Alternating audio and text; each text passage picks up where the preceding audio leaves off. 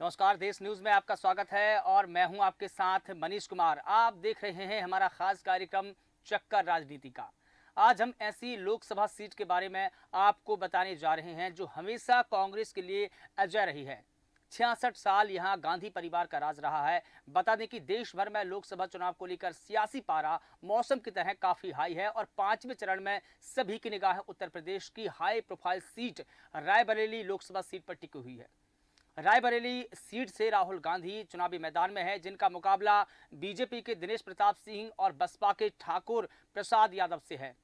गांधी परिवार का गढ़ माने जाने वाली रायबरेली सीट पर सोनिया गांधी अजय रही है, लेकिन कांग्रेस का वोट प्रतिशत चुनाव दर चुनाव कम होता जा रहा है। बीजेपी ने रायबरेली में जिस तरह से तेजी से अपने पैर पसारे हैं, ऐसे में क्या राहुल गांधी रायबरेली में अपनी मां सोनिया गांधी के जीत के रिकॉर्ड को तोड़ पाएंगे?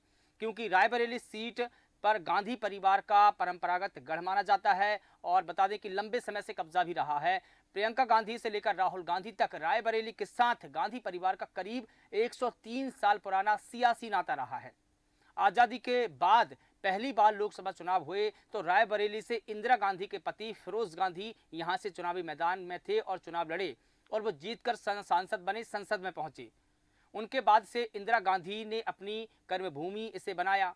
साल 1967 के आम चुनाव में इंदिरा गांधी ने यहां से जीत हासिल की। इसके बाद साल 1971 के चुनावों में भी इंदिरा गांधी यहां से जीती, लेकिन साल 1977 में वो यहां से चुनाव हारी। हालांकि 1980 में फिर से जीतने में वो कामयाब रही, लेकिन उन्होंने सीट छोड़ दी।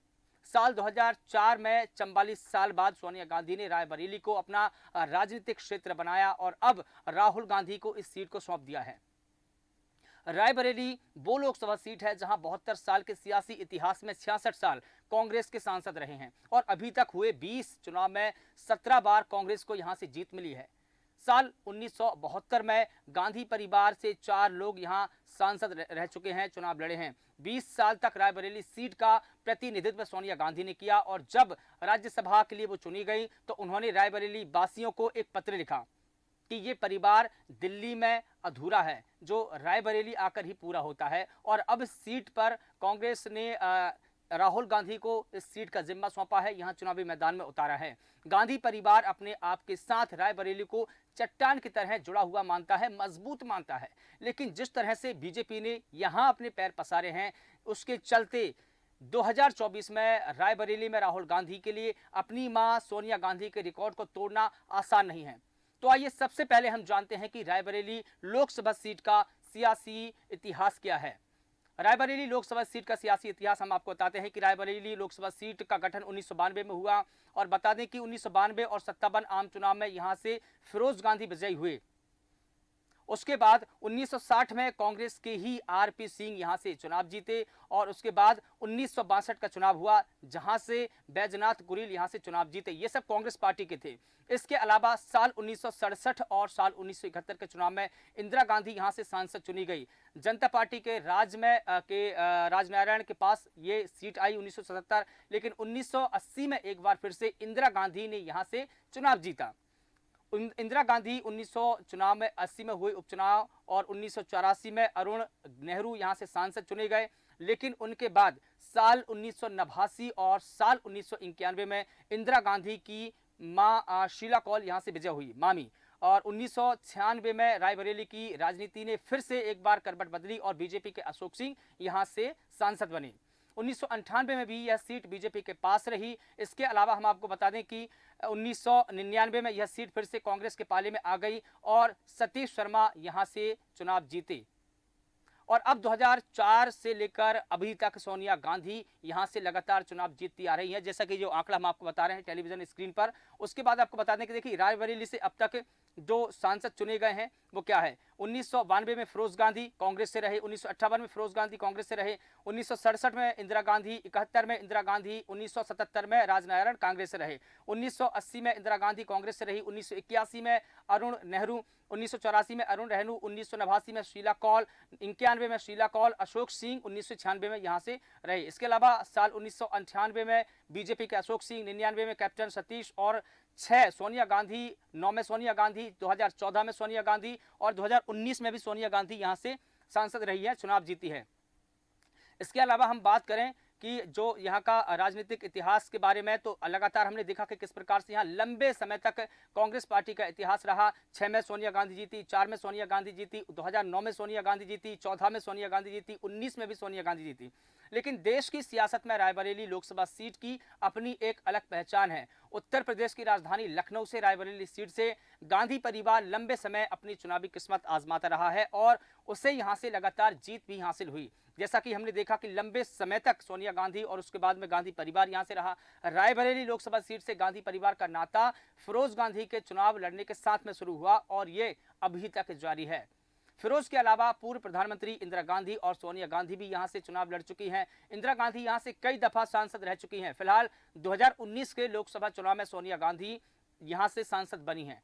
लखनऊ मंडल में पड़ने वाली रायबरेली संसदीय सीट की भी वाराणसी सीट की तरह ही चर्चा होती है, ना सिर्फ उत्तर प्रदेश में बल्कि देश भर में, क्योंकि ये हाई प्रोफाइल सीट है। हाई प्रोफाइल सीटों में शुमार की जाने वाली रायबरेली संसदीय सीट पर किसी भी तरह का जातीय समीकरण काम नहीं करता है। जिस प्रकार से वाराणसी में नहीं करता, ठीक उसी प्रकार से यहां भी नहीं करता, क्योंकि वाराणसी से मोदी तय है तो यहां से भी कांग्रेस का दबदबा हमेशा लगातार बना रहा है। लेकिन इस बार के सियासी समीकरण क्या कुछ बनेंगे ये देखना होगा। 2019 के चुनाव में यहाँ पर अनुसूचित जाति के जो वोटर्स की संख्या थी वो 32% थी।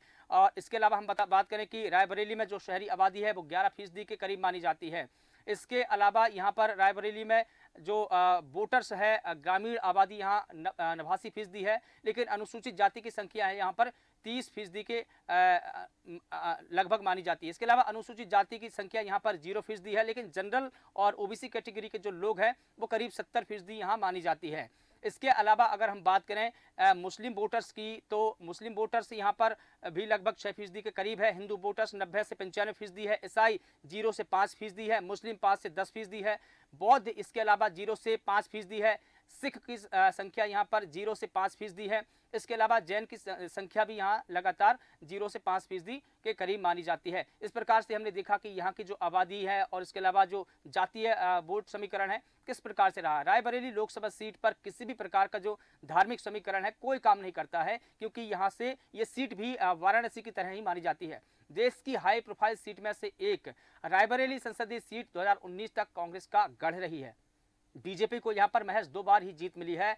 3 उपचुनावों समेत कुल 20 चुनाव में कांग्रेस ने 17 बार रायबरेली सीट पर अपनी फतेह हासिल की है और अब बसपा और सपा को भी इस सीट से अपना खाता खोलना है। इसमें खास बात यह है कि यह पिछले 2 चुनाव में सपा और बसपा ने यहां पर उम्मीदवार खड़ा ही नहीं किया है, क्योंकि उनको पता है कि यहाँ के समीकरण क्या है और यहाँ का वोटिंग परसेंट जो है किस ओर जाता है। लेकिन अब हम जानते हैं कि साल 1999 से लेकर अभी तक रायबरेली सीट का जो चुनावी परिणाम है वो कैसा रहा है। साल 1999 से लेकर 2019 तक रायबरेली का जो चुनाव परिणाम है, देखिए सतीश शर्मा को 2,24,000 से ज़्यादा वोट यहाँ पर मिले। इसके अलावा जो उनकी जीत का अंतर है वो करीब यहाँ पर सतीश शर्मा 75,549 वोटों से वो जीते हैं। वोट प्रतिशत उनका यहाँ पर रहा है 23.39%। इसके अलावा दूसरे स्थान पर सपा के गजाधर सिंह रहे। गजाधर को 1,50,653 वोट मिले। इसके अलावा जो वोटों का परसेंट उनका रहा है वो 15.72% रहा है वोट दर उनका। इसके अलावा देखिए रायबरेली में 2004 में सोनिया गांधी यहाँ से चुनाव जीती। 2004 में सोनिया गांधी को करीब 3,78,107 वोट यहाँ से मिले हैं। जब सोनिया गांधी यहाँ से चुनाव जीतती है तो फिजाएं अलग रहती है। इसके अलावा देखिए हम बात करें सोनिया गांधी को 2 लाख से ज़्यादा वोटों से वो इस बार जीती। सोनिया गांधी को 2,49,763 वोटों के अंतर से एक बड़े मार्जिन से जीती, लेकिन उनका जीत का जो अंतर रहा है 39.45% रहा है। दूसरे स्थान पर उनका जो सपा के अशोक कुमार सिंह है वो रहे। यहाँ उनको दूसरे स्थान पर 1,28,342 वोट मिले। अशोक कुमार का जो वोट प्रतिशत माना जाता है वो करीब 13.39% माना जाता है। यहाँ हम देखें कि 2009 में रायबरेली लोकसभा सीट चुनाव में फिर से सोनिया गांधी यहाँ से जीती, लेकिन क्या वहाँ का आंकड़ा रहा है हम इस पर भी नजर डालते हैं। 2009 में सोनिया गांधी को करीब 4,81,490 वोट मिले। सोनिया गांधी 3,72,165 वोटों के बड़े मार्जिन से यहाँ पर चुनाव जीती और उनकी जीत का जो प्रतिशत रहा है वो कहीं ना कहीं 50.23% रहा है। और दूसरे स्थान पर बसपा के जो RS कुशवाहा है वो रहे। RS कुशवाहा को करीब देखिए 1,09,000 और करीब 325 वोट उनको यहाँ पर मिले, लेकिन उनका जो वोटिंग परसेंट है करीब 11.41% यहाँ पर उनका रहा। इस प्रकार से हम देखेंगे आंकड़ा बताता है। लेकिन अब देखें कि 2014 में सोनिया गांधी फिर यहाँ से चुनाव जीती, क्योंकि लगातार सोनिया गांधी यहाँ से चुनाव जीतती रही। 2014 में सोनिया गांधी को करीब 5,26,434 वोट मिले। सोनिया गांधी करीब 3,52,713 वोटों के बड़े मार्जिन से यहाँ पर चुनाव जीती। 2014 में सोनिया गांधी का जो वोट प्रतिशत रहा है जीत का, वो कहीं ना कहीं 54.92% रहा है। 2014 में बीजेपी के अजय अग्रवाल दूसरे स्थान पर रहे।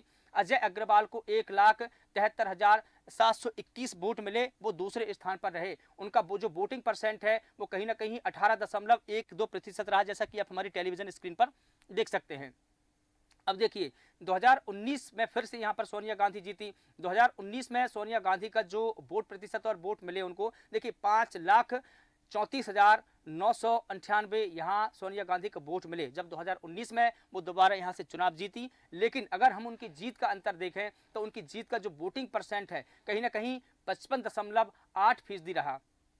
और 2019 में दिनेश प्रताप सिंह जो रहे हैं वो दूसरे स्थान पर रहे। दिनेश प्रताप को करीब यहाँ से 3,67,740 वोट मिले, लेकिन दिनेश प्रताप का जो वोटिंग परसेंट रहा कहीं ना कहीं देखिए 38.36 रहा, यानी कि 38.36 रहा है। इस प्रकार से हम यहाँ देखते हैं कि किस प्रकार से वोटिंग परसेंट रहा, कौन कब जीता 2014 में, 19 में। और 2019 में लोकसभा चुनाव में भी बीजेपी ने कांग्रेस से उसके रायबरेली और अमेठी के किलों पर फतेह हासिल करने की कोशिश जरूर की।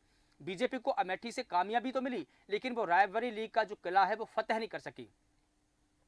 सोनिया गांधी और दिनेश प्रताप सिंह के बीच में यह कड़ा मुकाबला हुआ। बीजेपी ने दिनेश प्रताप सिंह को चुनावी मैदान में एक बार फिर से उतारा है, जिनका मुकाबला इस बार सोनिया गांधी के बजाय उनके बेटे राहुल गांधी से है। पिछली बार राहुल गांधी अमेठी से चुनाव हारे थे, जिसके चलते इस बार रायबरेली में कांग्रेस पूरा दमखम लगा रही है। ऐसे में राहुल गांधी के सामने रायबरेली में बीजेपी के बढ़ते सियासी ग्राफ के साथ साथ जीत दर्ज करने की भी चुनौती है। अब देखिए समझिए रायबरेली का जो सीट समीकरण है वो किस प्रकार से है। सोनिया गांधी के नाम पर रायबरेली में सबसे ज्यादा वोट जीतने का एक रिकॉर्ड भी है, 2006 में ये नाम है। उन्होंने करीब यहाँ से 4,17,888 वोटों के बड़े मार्जिन से यहाँ पर जीत दर्ज की थी। ये एक बड़ा मार्जिन माना जाता है। देखिए जबकि साल 2019 में सोनिया गांधी ने सबसे कम वोटों से जीत दर्ज की थी। ये दोनों अलग अलग है। और इसी चुनाव में देखिए जो चुनाव में जीत का अंतर रहा है वो 1,67,178 वोटों का एक मार्जिन रहा है। राहुल गांधी के लिए 2024 में सपा का समर्थन भी है, लेकिन इससे पहले सोनिया गांधी को नहीं था। अब देखना यह होगा कि राहुल गांधी क्या इतिहास रचते हैं, क्योंकि ये एक बड़ा सवाल है। अब देखिए 2 साल पहले विधानसभा चुनाव में रायबरेली का जो समीकरण रहा है वो किस प्रकार से रहा। रायबरेली में 5 विधानसभा सीटें हैं। कांग्रेस को केवल 1,40,706 वोट मिले। बीजेपी को रायबरेली लोकसभा सीटों में से 5 असेंबली सीट पर करीब 3,81,625 में से वोट मिले, लेकिन सपा 2022 में सबसे ज्यादा 4,02,179 वोट मिले। सपा और कांग्रेस का इस बार समर्थन, और इस तरह से कांग्रेस सपा के मिलाकर कुल देखें तो 5,42,885 वोट हो जाते हैं, जबकि बीजेपी का 3,81,625 वोट होते हैं। और इस तरीके से देखें कि 1,61,260 वोट ज्यादा हो रहे हैं। ऐसे में देखना है कि राहुल गांधी रायबरेली में किस तरह से इतिहास रचते हैं, क्योंकि अब बीजेपी ने इस सीट को फतेह हासिल करने के लिए, हथियाने के लिए पूरे हथकंडे अपनाए हैं और फिर से चुनावी मैदान में है। 2019 के लोकसभा चुनाव में रायबरेली संसदीय सीट पर 15 उम्मीदवारों के बीच में मुकाबला हुआ था, लेकिन जो मुख्य मुकाबला था कांग्रेस की सोनिया गांधी और भारतीय जनता पार्टी के दिनेश प्रताप सिंह के बीच में ही था। कड़ा मुकाबला था। समाजवादी पार्टी और बहुजन समाज पार्टी ने अपना उम्मीदवार इस सीट पर नहीं उतारा था। समाजवादी पार्टी ने 2014 के चुनावों में भी अपना उम्मीदवार खड़ा नहीं किया, लेकिन अब ये भी देखना और जानना जरूरी हो जाता है कि रायबरेली में कितनी विधानसभाएं हैं। लेकिन आपको बता दूं कि सलोन विधानसभा क्षेत्र भले ही रायबरेली जिले में आता है, लेकिन यहाँ का जो संसदीय क्षेत्र है वो अमेठी लग जाता है। इसलिए देखिए रायबरेली की विधानसभा में यहाँ जो सीट है वो 5 है। यहाँ की रायबरेली सीट भी यहाँ के अंतर्गत यहाँ पर 5 विधानसभा सीटें आती है। लोकसभा रायबरेली जिसकी 5 विधानसभा सीटें, यहाँ बछराबा, हरचंदपुर, रायबरेली, सरेनी, ऊंचाहार विधानसभा सीटें इसके अंतर्गत आती है। इसके अलावा देखिए 2022 के विधानसभा चुनाव में कांग्रेस को एक भी सीट यहां से नहीं मिली थी। बीजेपी एक सीट पर तो 4 सीटों पर समाजवादी पार्टी ने यहां से जीत दर्ज की थी। यानी कि यहां फिर से एक बार कांग्रेस के पास में एक चुनौती भरा सफर है, क्योंकि यहां कांग्रेस ने भले ही विधानसभा सीटें ना जीती हो, लेकिन लोकसभा सीट जीतने की एक बड़ी चुनौती कांग्रेस के सामने है। और देखिए यूपी का रायबरेली जो सीट है एक बार फिर से चर्चा में है, क्योंकि देश में इमरजेंसी की वजह से इस सीट पर पहली बार चुनाव राहुल गांधी, उसके बाद में गांधी परिवार मैदान में है। अगर इतिहास के पन्नों को अगर पलटेंगे तो रायबरेली की सीट के कई मायने ऐतिहासिकता के साथ भरपूर है। नेहरू गांधी परिवार का सबसे अधिक बार अपना रहनुमा बनाने वाली सीट इस बार गांधी परिवार को पहली बार सत्ता से बाहर करने का गवाह भी बन चुकी है और एक प्रधानमंत्री को हराने की एक मुख्य भूमिका भी यहां निभा चुकी है। रायबरेली सीट ऐतिहासिक सीट मानी जाती है। आजादी के बाद रायबरेली लोकसभा सीट पर नेहरू गांधी परिवार के सदस्यों या कांग्रेस पार्टी का ही कब्जा रहा है, लेकिन 70 का जो दशक आते आते समाजवादी आंदोलन तेज हुआ। देश और दुनिया को संदेश देने के लिए ठेठ समाजवादी राजनारायण ने उस समय देश की सबसे शक्तिशाली लीडर और तत्कालीन प्रधानमंत्री इंदिरा गांधी के खिलाफ में चुनाव लड़ने की ठानी। साल 1971 में हुए लोकसभा चुनाव में राजनारायण ने इंदिरा गांधी के खिलाफ में पर्चा दाखिल किया था। हालांकि यह चुनाव राजनारायण 1 लाख से अधिक वोटों के अंतर से इंदिरा गांधी से हार गए थे, लेकिन यह हार देश में एक बड़ा बदलाव और एक बड़ा संदेश देने का कारण भी बनी। और देखिए राजनारायण चुनाव तो हार गए, लेकिन हार नहीं मानी।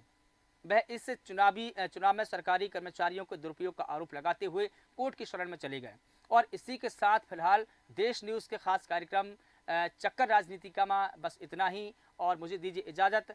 कल किसी और सीट पर किसी और मुद्दे पर खास मुलाकात होगी। तब तक आप लगातार बने रहिए देश न्यूज़ के साथ और मुझे दीजिए इजाज़त। नमस्कार।